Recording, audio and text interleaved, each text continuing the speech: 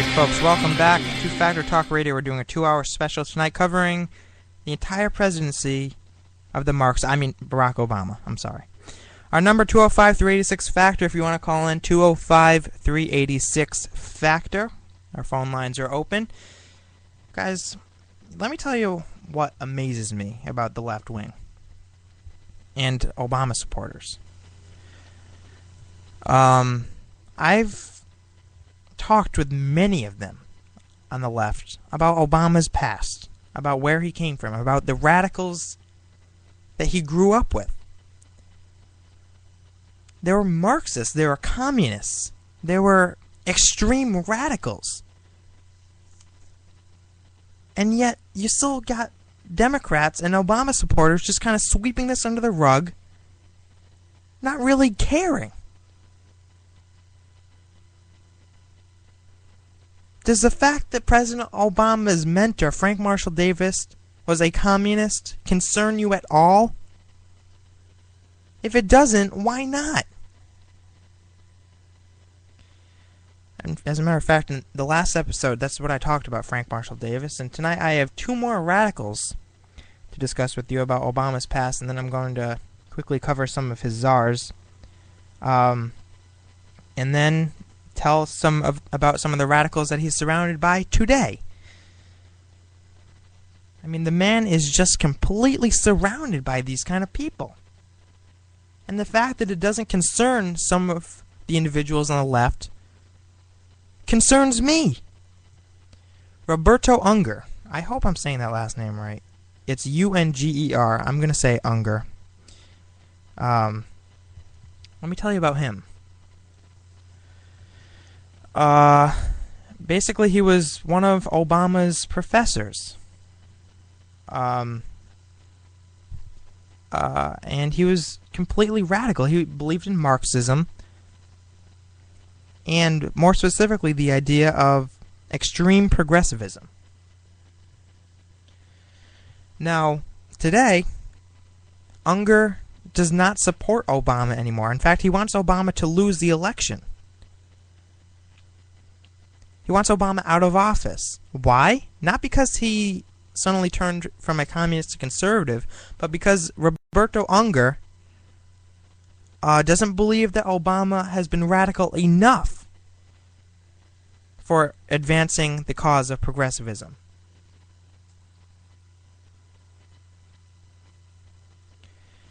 He doesn't think Obama is radical enough. That kind of tells you how radical this guy is. Unger believes not in a synchronized mass nationalization of a country's means of production, but rather in a worldwide revolution that is achieved subtly, and in stages, whereby institutions are reformed or replaced one by one. Guys, this is the idea of progressivism. I've been telling you about progressivism literally since the first episode of Factor Talk Radio. Go back in our archives, guys. That is the first episode I ever did. I talked about progressivism. How it is set out to change the system. How it is set out to dismantle our founding principles and the Constitution. And that's exactly what this guy wants to do. Slowly, in stages, dismantle and reform America. And guys, as I'm reading all this to you, as I'm telling you about this guy, Roberto Unger, I want you to keep in the back of your mind, after everything I say, keep in mind that this was Obama's professor, who he took 2 classes with. 2 classes with the guy. Jurisprudence was the name of one, and the other class that Obama took with this guy was called Reinventing Democracy, both of which were not popular choices among conventional students. So these 2 classes, no one really cared about. No one really looked into, no one really was interested in, except Barack Obama. Now, if no other kid is interested in this, no one really cares, why would President Obama specifically sign up for a class called Reinventing Democracy? Furthermore, why would he take 2 classes with the guy? If he took one class and he saw how radical this Unger guy was, don't you think he would have kind of said, okay, I'm done with this guy? But no, he signed up for another class with him. So apparently, it didn't matter to Obama how radical he was. Maybe he liked it. In fact, if he took 2 classes with the guy, he probably did like it. Now let me tell you a little bit about the classes. The jurisprudence class was described as relatively small and intense, and it turned out to be a radical critique of contemporary Western political thought and legal theory, and Obama's most prolonged academic exposure to the rudiments of critical legal studies. It's a big anti-Western class. Here comes the word again, folks, anti-colonialism. Anti-colonialism. Unger's class was a multi-step argument that sought to undermine presumptions of Western legal thought, according to one classmate who took the class. Undermine the West. The West is evil. America is evil. The only reason we became the world's superpower is because we destroyed all the little guys.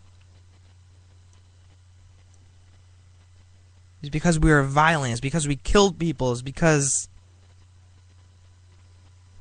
we're awful people. That's the mindset. That's what was being taught in this class. It's unbelievable to me. Now let me tell you about the class Reinventing Democracy. This really was the same thing. It offered another critique of Western democracies, or neoliberalism, as the professor dubbed it. And basically in that class, he explored the path that Unger felt democracy should take.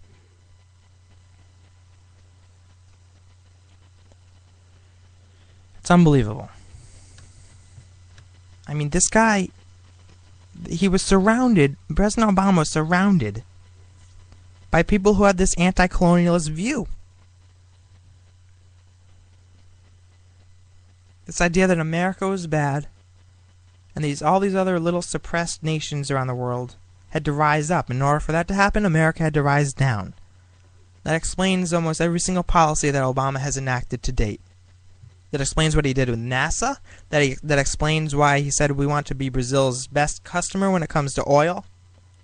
It explains why he's taxing the rich. He hates the wealthy. It explains everything. Let me tell you about another guy. Another one of Obama's professors. This guy was named Edward Said. Here's a little piece written by Dinesh D'Souza about Said. Dinesh D'Souza was the creator of Obama 2016. If you haven't seen it, go see it. He writes, prior to his death in 2003, Said was the leading anti-colonial thinker in the United States. Obama studied with Said at Columbia University, and the two maintained a relationship over the next 2 decades.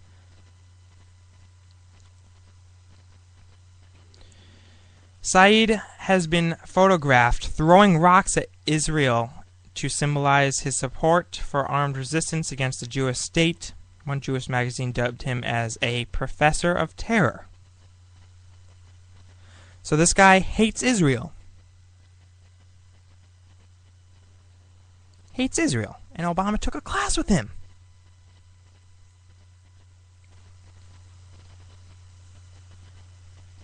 It's unbelievable, folks. And that kind of explains Barack Obama's policies with regards to Israel today. I don't think he likes Israel. He speaks, oh yeah, we'll stand by our allies, we love Israel, they're our best buddies. I think deep down, folks, he hates them. I think deep down he can't stand Israel. I think whenever he comes on television and starts talking about how Israel is our best allies, we'll stand by them, I think that's a load of BS.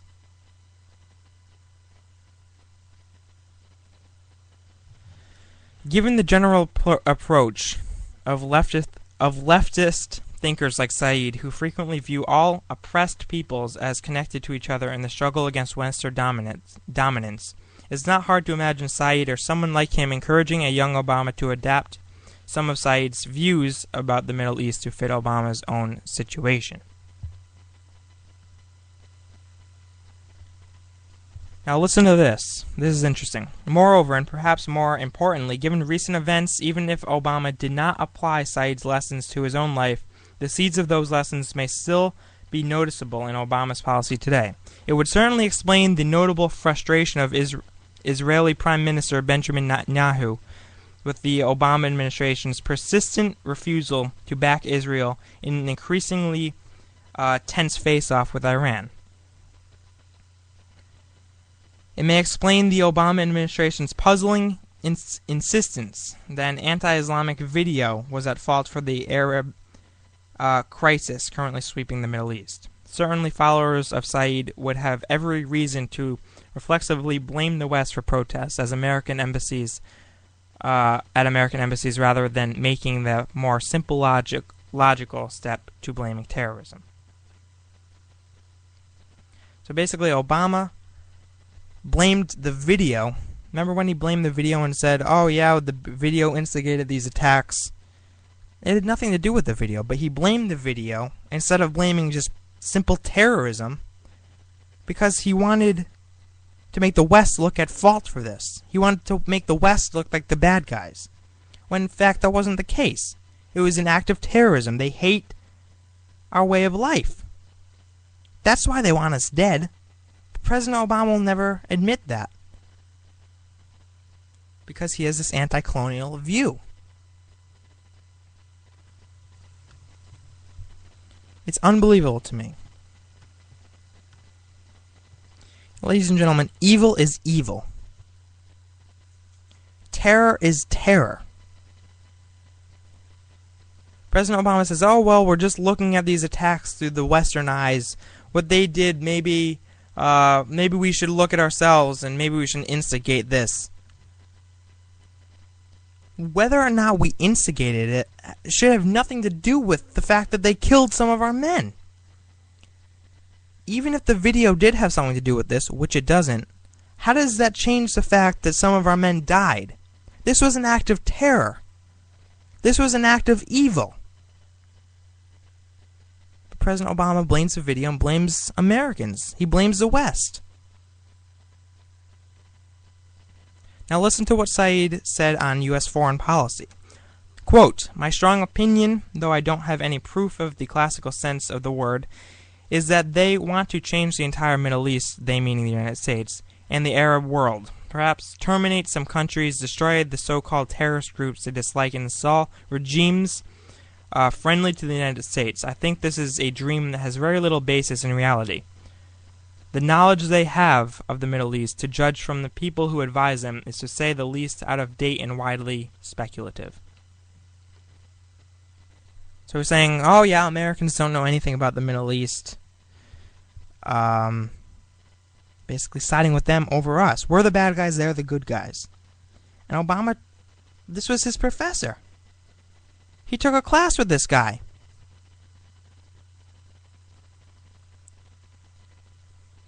And the fact that this doesn't concern some on the left boggles my mind. I don't get it. I don't get it. I've been in debates with people on the left before. I brought this kind of stuff up. And they don't respond to it, and they just keep on going with their talking points. Obama's fixed the economy. No, he hasn't. Obama's killed bin Laden.